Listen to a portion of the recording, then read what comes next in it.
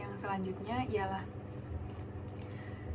zaman kemunduran Ahmad Al-Said Sulaiman berpendapat bahwa administrasi pemerintahan sendiri bagi Turki Utsmani sangat rumit dan kompleks. Di samping ini, tidak terciptanya keadilan. Administrasi pemerintahan tidak beres, membudidayakan pungli sendiri atau yang kita sebut dengan sogokan, dan merajalela. Perampokan telah ikut andil mengantarkan Imperium Turki Utsmani menuju kehancurannya.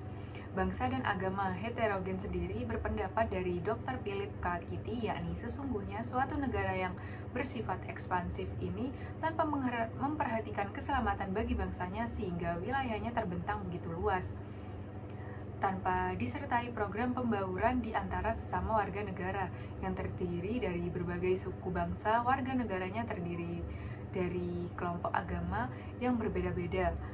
Kebebrokan Konstantinopel sendiri, berhasilnya Turki Utsmani menduduki Konstantinopel yakni kurang memperoleh keuntungan, malah derita yang dialaminya dengan tindakan jahat Kaisaran ke Bizantium dan para putranya yang menjadi aparat negara di sana.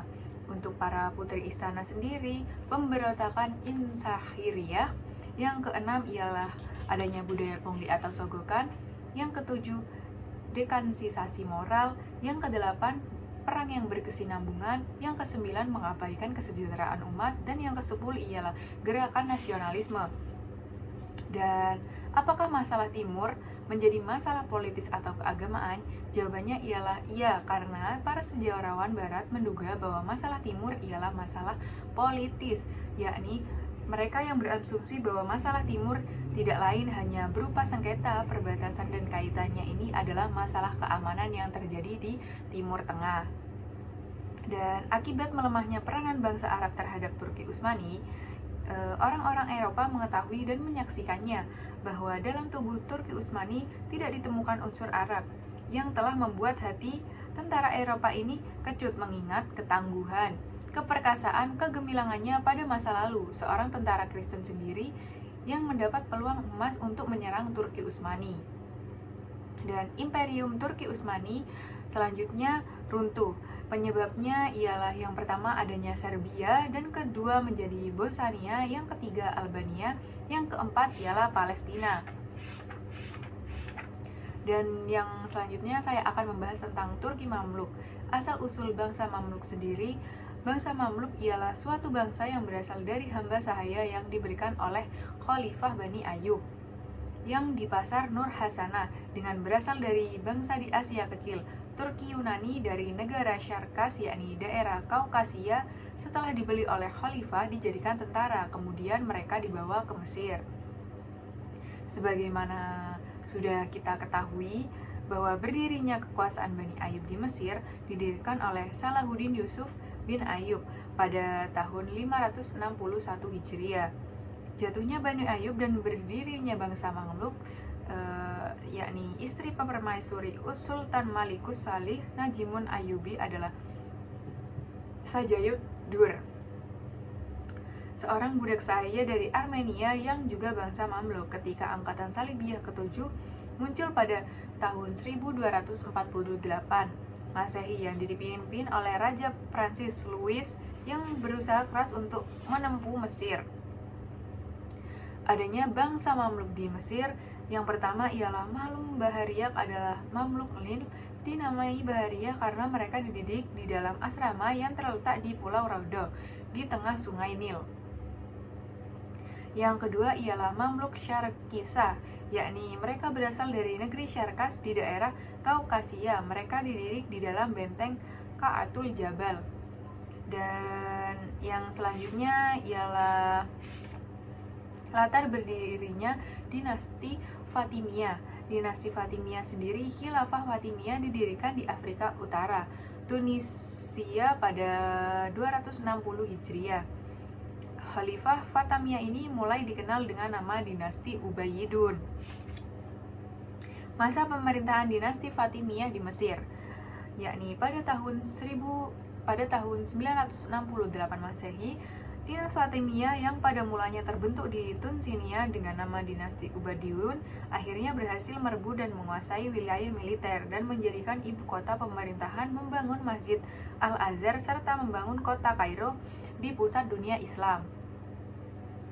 Dan yang selanjutnya ialah runtuhnya dinasti Fatimiyah sendiri.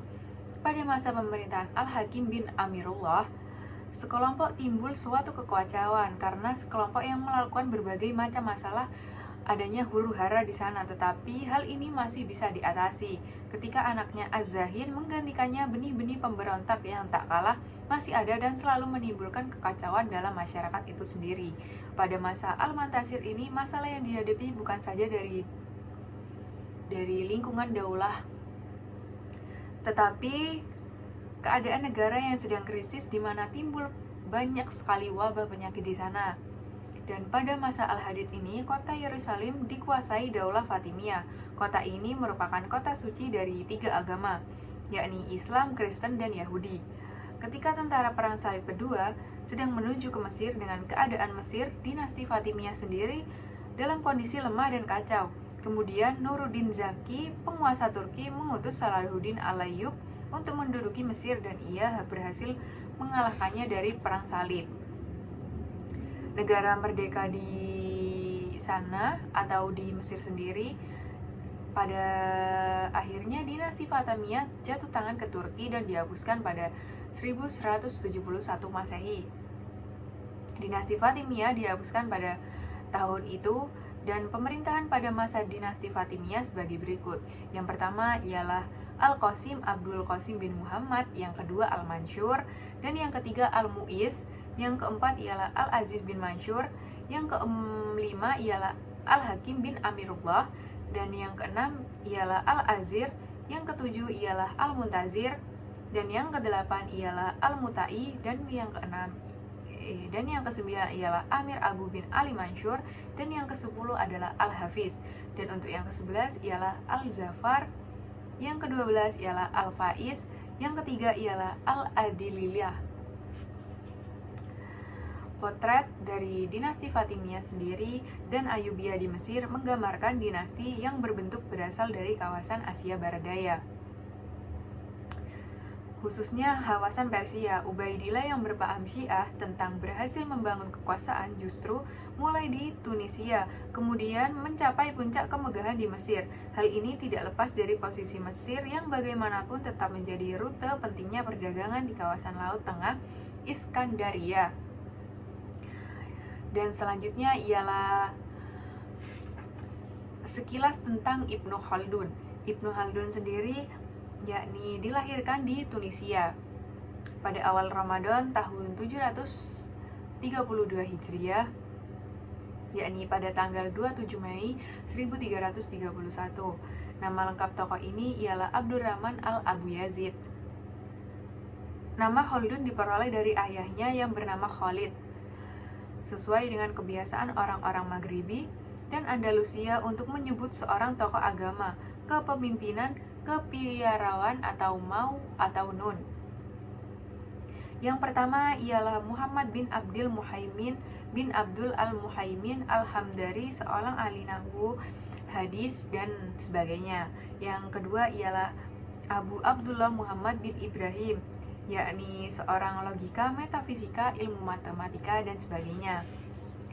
Ia mulai terjun ke dunia politik, yang selanjutnya ke masa pengarangan dan masa mengajar dan menjadi hakim di Mesir sana.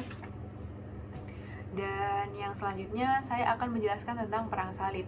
Perang Salib sendiri runtuhnya Kekaisaran Romawi pada tahun 476, kemudian dikuasai pada abad ke-11 masa suram bagi Eropa. Karena setelah itu degradasi politik, ekonomi, dan kebudayaan Eropa memang pernah berjaya dan mengalami zaman keemasan antara abad ke-8 sampai ke-9. Sementara itu, tentara muslim mulai bergerak di bagian timur Eropa jauh sebelum kedua pasukan di atas mempropagandakan Eropa, yakni sekitar tahun 711 Masehi. Raja Theodoric orang-orang Visigoths dan menghancurkan pusat pemerintahannya di Spanyol, kemudian di Italia. Terjadi pertikaian para pemimpin Lombard yang menjadi alasan bagi intervensi tentara Muslim ke Italia. Yang kedua faktor yang mendukung perang salib ialah kondisi ekonomi. Kondisi ekonomi Eropa pada saat itu, kita melihat aktivitas perdagangan yang berlalu lalang di sana, di mana masih diakomodasi ekonomi feodal. Untuk sosial budayanya sendiri, kita bisa melihat dari kekuasaan agamanya atau pada aspek keagamaan yang kurang, ilmu pengetahuannya, pertahanan dan militer. Dan pengertian dari perang salib itu sendiri ialah gerakan segenap kaum Kristen di Eropa yang pergi memengaruhi kaum muslimin di Palestina secara berulang untuk sejak abad ke-11 sampai abad ke-13. Setiap orang Eropa yang ikut bertempur dalam peperangan memakai tanda salib di dada sebelah kanan. Dan mereka mengajak peperangan di Palestina. Dan sebab-sebab yang menimbulkan perang salib diantaranya ialah protes besar kaum Nasrani kepada Eropa. Dan yang kedua, adanya keinginan Paus Gregory untuk menguasai seluruh alam dipenuhi oleh umat Kristiani. Dan yang ketiga, keinginan bangsa Latin untuk menjelajahi bangsa-bangsa timur. Dan hal yang memudahkan terjadinya perang salib ialah terpecah belahnya kerajaan Bani Saljuk dan hilangnya persatuan umat muslim di sana. Dan yang kedua ialah berdirinya kerajaan Venesia dan kekuasaannya di Normandia di selatan Italia dan dan ia kemudian menjadi seorang gubernur yang sangat penting di dalam Kesultanan Saljuki. Utsman berhasil menaklukkan kota Quraisy Hisar dengan Imperium Romawi Timur dan menjadikan kota ini sebagai ibu kota pemerintahan Utsmani. Dan yang selanjutnya ialah Daulah Turki Utsmani merambah ke negara Eropa. Sultan Orhan wafat pada 1359 Masehi dan digantikan oleh putranya yakni Murad I. Kebijakannya ialah yang pertama ialah mengkonsolidasi keamanan dalam negeri, yang kedua memadamkan pemberontakan di Asia Kecil, dan yang ketiga ialah menaklukkan Balkan, dan yang keempat tahun 1362 Masehi menaklukkan kota Adrianople, dan tahun 1366 Masehi kota ini dijadikan ibu kota pemerintahan Utsmani. Pada tahun 1389 Masehi, Murad I wafat ditikam serdadu Serbia karena tentara Utsman dengan tentara sekutu Kristen. Saat Murad memberikan pasukan musuh, ia berhasil mengalahkan tentara Kristen ini. Jadi mungkin terjadi dendam. Dan setelah wafatnya Sultan Murad, dipilihlah Bayazid bin Murad sebagai pengganti Bayazid sendiri. Dan Al-Azhar jatuh ke tangan Turki. Maka beralihlah kekuasaan Bizantium ini dengan gelar Khalifah sebagai penguasa bekas Imperium Romawi Timur. Dan setelah penaklukan Konstantinopel ialah Turki Utsmani berhasil melakukan Semenanjung Maura. Semenanjung Maura sendiri ialah Albania dan Italian, yang tidak berhasil untuk menduduki Italian karena ia meninggal terlebih dahulu. Pada 1418 Masehi, meninggalnya Sultan Muhammad II, ia berwasiat agar Jamnun sebagai sultan pengganti. Jamnun putranya yang terkecil, pengangkat Jamnun ini mendapat tantangan dari Bayazid II, yakni putra sulung, menggeser Jamnun dan menjadikannya ia sebagai sultan di sana. Bayazid di akhir pemerintahannya mengangkat Ahmad sebagai putra mahkota, tapi ditolak oleh putra yang kedua, yakni bernama Salim. Salim berhasil naik takhta, yakni dengan meracuni ayahnya hingga wafat. Sultan Salim berambisi untuk melebarkan sayapnya kesultanan sampai ke Asia, tapi mendapatkan rintangan dari Mesir dan Syirah sebelum menguasai Persia.